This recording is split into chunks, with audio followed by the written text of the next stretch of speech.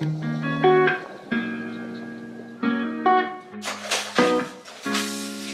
with watercolor, at first we were playing around with different patches, just experimenting again with a new medium. The biggest takeaway is that you're letting the water flow, so you're not directing it, you're not painting it like you are with oil painting.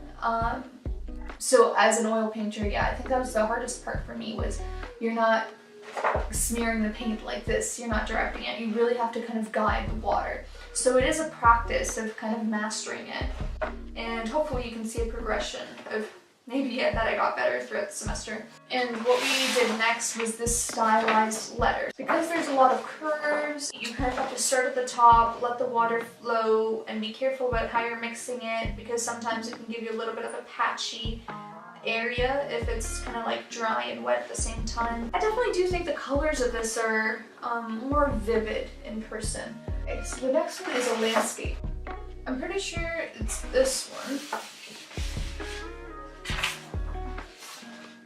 So this is an arch, and the colors are very subtle, so I'm not sure if it'll be too apparent in the video, but it's a very soft, almost a greenish blue for the sky, and a very subtle wash for the actual arc, which is like I think it was remnants of the blue and yellow ochre, and so a mixture of a few different colors I had on my palette, and then the trees in the background which kind of fade.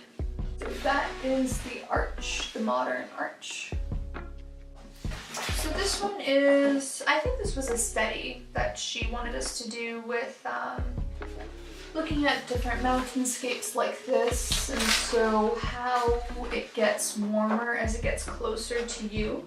So far off in the background, the colors are lighter, but then as they become closer to the viewer, it becomes more prominent, stronger, but the color also gets warmer in tones.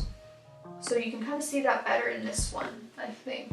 And then, so before we did that modern arch one, we did a quick study again of a cube and trees, just to play around with like different styles.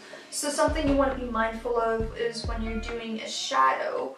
I did it incorrectly here because it's darker and it punches out more, but the shadow should be cooler in tone than the actual cube itself. So that's a little tidbit for you guys if you're working with shapes and figures and shadows.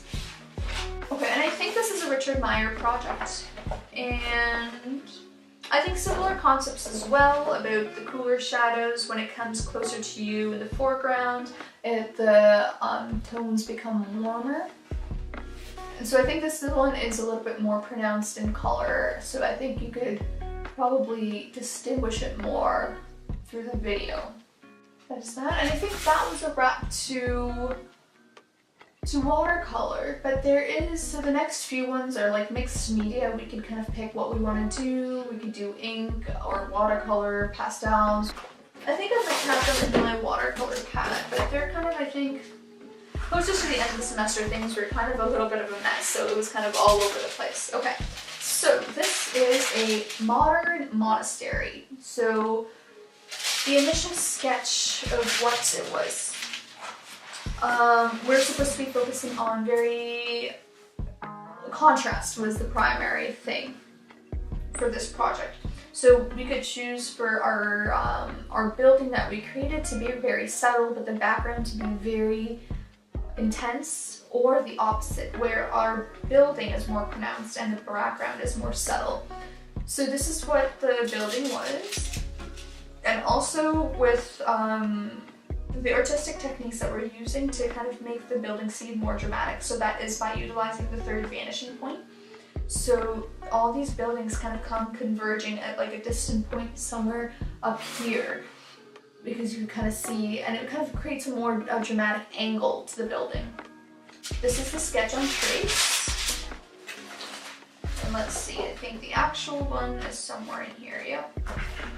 I think initially I really wanted the building to be subtle and the background to be very dramatic, but then I kept going back and forth with it, so I might redo this one because I think it'll be stronger with a very, very dark and dramatic background, and the building is very transparent almost like it's hovering among these like rocky forms. So I might revisit this one if I have enough time.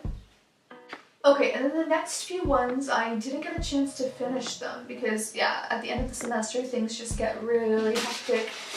They were kind of a little bit bigger projects too. Oh, okay, so we're also supposed to hand in our sketchbook, which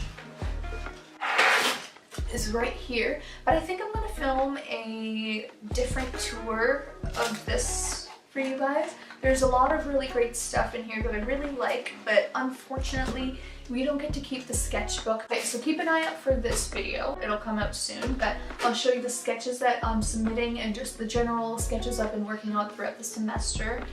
Okay, so finishing up with this portfolio, we're working on a site plan. So for our main studio class, this is our site. And we had to show the shadows that were created. So north is kind of in this direction here. So the southern light coming is going to cast the shadows here. I'm not sure if you can tell with the lighting right now, but they're gently penciled in. And so we had to kind of indicate a few more details like the trees and the shadows that were being cast by the buildings, the roads and things like that. And so I started off with, this is a rough start to it, but I have to finish the good one. So create the good copy and go over it with watercolor and touch that up. So that is something I need to work on. That's kind of a Google Maps images of what the site from a bird's eye view looks like. This one is, I think this is the Tadao Ondo project. This is the reference image, and the final painting is right here. It was very interesting. So the building itself is very white, grayish tone, so it was automatically from the get-go a very dramatic piece with a dramatic background but a subtle building. And so it was really fun to play around with the different shadows that it creates. And really a shadow isn't just like black that's on being cast down, but there's these subtle tones that really makes a painting. So these kind of subtle tones of blues and purples and browns, and I think that really adds dimension and gives life to your painting. Okay, so the last few things we did, the site plan which I showed you, and then the final rendering for our studio project. I think I have that downstairs, so let me go grab that. I'll be right back. I'm not done that one, but it should kind of give you a rough idea of what I'm going to be working on. I had a really cool sketch drawing of what it was, and it was in like purple ink, but I think I threw that out the other day when I was going through my stuff, so I don't have that to show you guys, but here's our site in a perspective, kind of like that. So if you can see, there is an empty lot. There's an empty lot right here, and that's where our building is supposed to be. So we were supposed to use this perspective and then draw in whatever building would look like. Okay, so it's very subtle and faint, but I think you can get an idea. There's the buildings in the background here, there's the people mover here, and then my building sits right here, so it uses Varendale trusses, and so that's approximately the height, and then the next building here. So this was just a quick light sketch to show me where all the buildings are going to be, and now I just need to go over this with watercolor and really make it a final rendered piece.